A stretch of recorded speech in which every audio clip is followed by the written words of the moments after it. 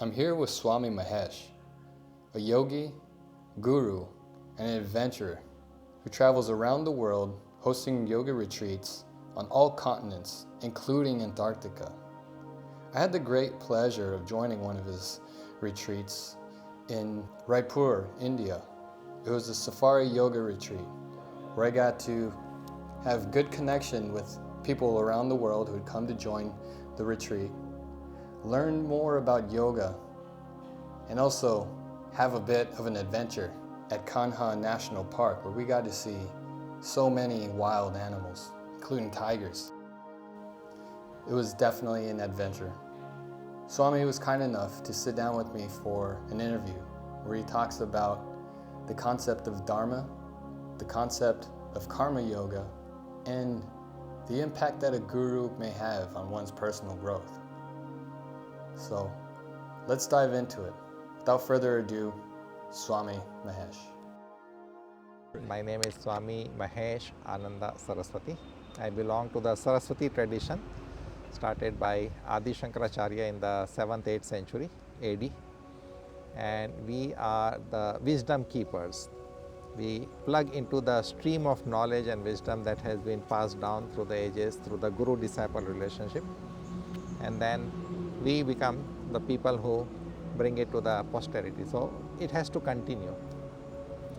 I did engineering as a way of education, but the real calling was in the field of yoga, because the more I entered into the science of physics, the more I felt it is incomplete and there is something beyond it. And that something beyond the metaphysical dimension, some experiences of chakras, energy flow, out of body experience, and that put me into the search of this alternate, or I should call it the real dimension, beyond this form, beyond this name. Gotcha. Great. Yeah, there are many incredible concepts within the teachings of yoga. One of them is Dharma.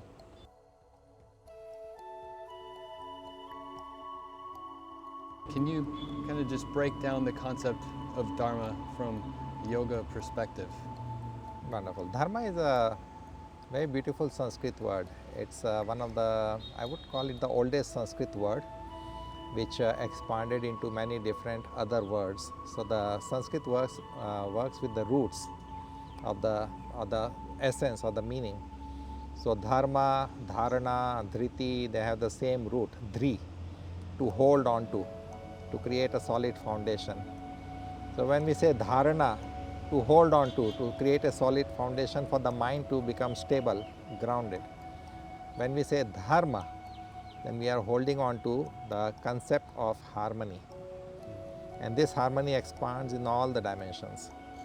So harmony towards my own self, harmony with the world, with the society, with this universe that I live.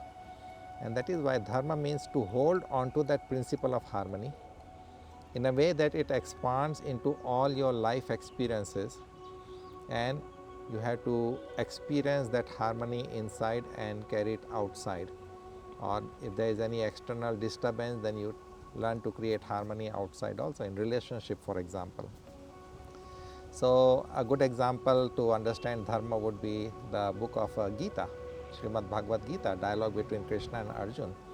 So again, the dharma is emphasized, and with the help of dharma we understand knowledge, with the help of dharma we understand karma, with the help of dharma we understand our emotions. For example, we have dharma towards our own body. That means to keep the internal system in good harmony, in working order, and in a beautiful interaction. So that is dharma towards our body, to keep it healthy, to keep it at its optimum level. Then we have dharma towards our own mind, to keep it clean, to keep it organized, and to be the creative force and not allow the destructive mentality to take over. So that's our dharma at mental emotional level. Then we have dharma towards family. If you have a family, then it's your responsibility, it's your righteous duty. So dharma goes with duty rather than rights. I have right over my family. No, I have duties towards my family. So those duties you have to work it out in a way that you keep the harmony with yourself and with the family, the people whom you call as your brother, sister, parents, wife, children. So it extends there also. Then you have dharma towards your society. duty towards the society in which you live. So you have to, it's always an exchange. Dharma is about exchange. To create a harmony, a foundation in which the interaction is beautiful with the society. Then we have dharma towards the country that we live in. So dharma towards country means I have duties towards my country. And somebody said it rightly that don't ask what the country is doing for you. What you are doing for the country is also important. So that dharma includes your duties towards the country in which you live, that is sustaining you, in which you are prospering, in which you are growing. So dharma there. Then dharma at larger level with the universe, with nature. Are we able to preserve the ecological balance, our dharma towards nature? If we are destroying, then it will destroy us. So dharma is reciprocal. If we destroy dharma somewhere consciously or unconsciously out of ignorance, we have the results. Then it becomes karma. So dharma and karma go together, and dharma also expands at the spiritual level to know your true self, because our mind is always outgoing. It likes to interact with the world, bring that information in, and then create a concept of who am I. Now this I becomes the reference in relation to the world. But where does this I come from? From the spiritual self. So this I, the ego, the limited ego, can dissolve back only into the spiritual self. So we have dharma towards our own spiritual consciousness, which we call Atma, and that dharma will lead us to moksha. Moksha means to see the reality as it is, not distracted by the outside world of the senses and the mind, what we perceive, but what is the reality without any name and form. So dharma expands in all spheres of our life experience, and basically it's a principle of harmony. It's a sense of duty. It's a sense of finding a foundation in which our life can be fulfilling, perfect in all our experiences, and keep the harmony and the joy and the beauty intact with all the interactions that we have. Right. Yes, there's Dharma in many aspects of our life. Just as you say, to our society, to ourselves, many areas. Now for yourself,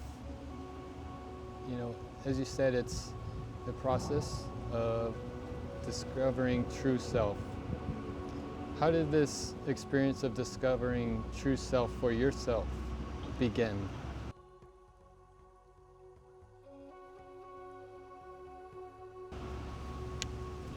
See, what we call as psychic experiences.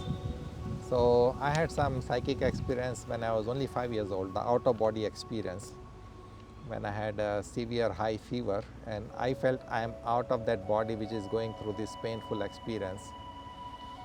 And I can even feel that know that the doctor is saying that it's very difficult for me to survive, the physical body to survive. But I am watching all this, little away, standing away from the body. So from early childhood, I had some experiences that slowly put me into this mode of experiencing the deeper dimension. But I did not have any guru, I did not have any books or any guidance. So those experiences were there. I was trying to be normal with all my studies, with my friends. But when I was in high school, then some experiences came very strongly. And a lot of dreams that I felt, these dreams, they have meaning because I am consciously aware I am in the dream and I am also outside the dream. So this is something maybe it will happen in the future, or I sometimes have premonitions of things that are going to happen. So my favorite subject was physics in high school. So I would study all the laws of Newton and then the Einstein's law and theory of relativity, and then quantum physics was new and coming up big. So I got fascinated by all that, and then I started looking for an answer, if I can find answer there, but the answer was not there. And then I became aware of the metaphysical dimension, and I happened to meet a Swami. I had no idea of what a Swami is then in high school, and I would go and play table tennis with him. He had his own ashram, and one of my friends, his parents were doing seva, service. They say, oh, we can go and meet him, and he invited me to play table tennis with him.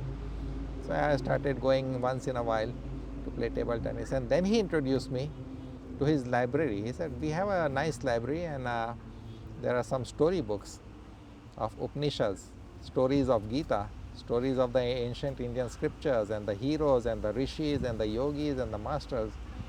If you want to borrow and read some of those books, the small story books. So that started giving me some idea of the experiences I was having. That the experiences that I feel is driving me crazy is not actually craziness, it's guiding me into something higher. And I have to find my focus so I don't lose myself into that fear or anxiety of what is this happening that I cannot discuss with anybody else. It was in first year in my college life that some experiences came very strong, the energy, the chakras, lot of things with the kundalini. And by that time I had some basic, I would say, foundation that okay, I shouldn't be afraid of these experiences. I shouldn't force myself into this field of engineering if it is not meant for me, but I have to wait till I find my guru, my master, who can guide me. Because the information is in the books, but you need a person to tell you what is happening or what to do. Yes, that was actually my next question, which is,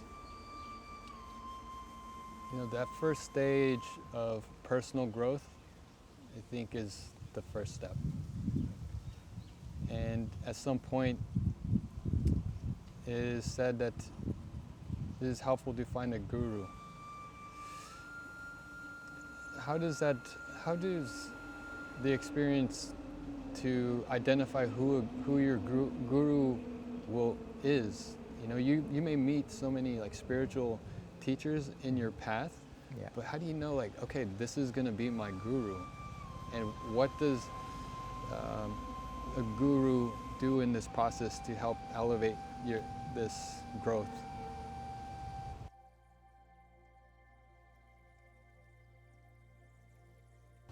In simple language, I can say finding your guru is like meeting your soulmate, your first contact, and you feel that spark and you know, okay, this is the person. So guru is the principle of light, the principle of knowledge. He helps to remove your darkness. Maybe you have done everything, you have studied everything, but still you feel that you are struggling with the real experience. So the guru will guide you into the next step so that you can do and then you can experience that. So this guru principle, we call it principle, tattva, the guru element. It can appear through any person. It does not have to be a human being also. Like in the Indian tradition, we had a great Tantra master by name Dattatreya. He had 16 gurus, none of them was human. An eagle was his guru because he learned something from the eagle. A tree was a guru because he learned from the tree. A spider spinning a web was the guru. So it can be anything that brings you that experience in the moment that some darkness is removed and you see the light. So for me, I connected with a yoga school, a yoga center in my city, in Raipur. And the first day after doing some asana, pranayam, short meditation, I was asked to do little karma yoga, little service. That's it. If you can stay back 10 more minutes, then we can give you some selfless service kind of work. I said, okay. So they had received this packet of books from the headquarters, the yoga books.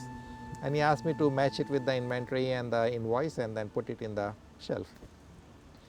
The first wrapper I opened, not even the book, the wrapper in which the books were wrapped. And I noticed a photo of Swami Satyananda, my guru. I had seen him in my dreams from high school, but I had never seen his face. I had always seen his body, but always from the back. Sometimes I had experience in my dream that he is holding my hand to lead me through certain experiences, so I am not afraid, I am not in any fear. But on that day, I saw his photo. There was a little catalog listing of his book which discussed chakras, nadis, kundalini, and I said, this is the answer and he is my guru. He is talking to me. Wow. And he had already left the yoga school that he had set up. He was doing his own personal sadhana, his own personal practice, and nobody was allowed there. But I knew that he is my guru and I have to reach him. And then everything led me to him. And he opened up. He did not teach me any asana pranayam. He did not teach any meditation. But his presence and sometimes his simple words may be directed to me or to somebody else, that clicked. Yes. That gave me a lot of answers. And then my spiritual journey carried on. So I left behind all those fears and doubts and mental craziness and people saying you are mentally ill or you are crazy, because I knew that you had to walk through that difficulties that your mind presents. You go through depression, you go through dejection, you go through mental craziness, but you have to walk through your mind to come onto the other side. For that you need a guru. I got my guru very lucky. Very nice. I have one last question for you, because you brought up the concept of karma yoga. In the spiritual journey, there is maybe you are having deeper understanding through meditation, perhaps, and you're understanding yourself more deeply. But through karma yoga, in your growth of process, there is a certain teaching with doing things for others without expecting something in return. Maybe it's just a few people in your life, maybe it's a community. Can you expand on what that does to expand, to help grow an individual, the selfless service?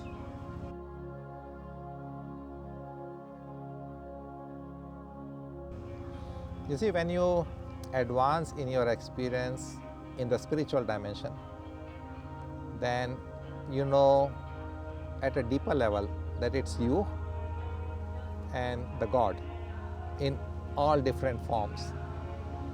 So if you have to go to a temple or a church and you want to bring some offerings like flowers or fruits, then what do?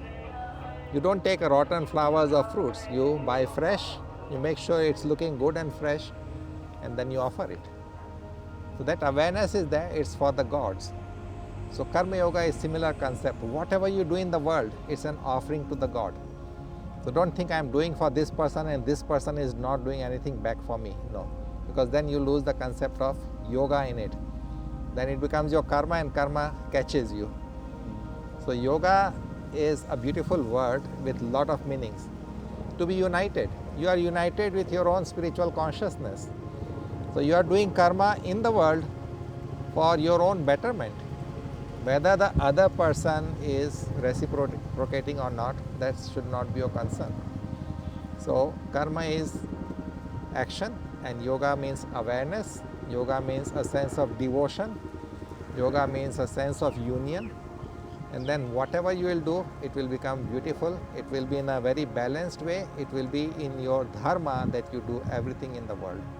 And then you attract the energy that will support you. And then you become the light yourself.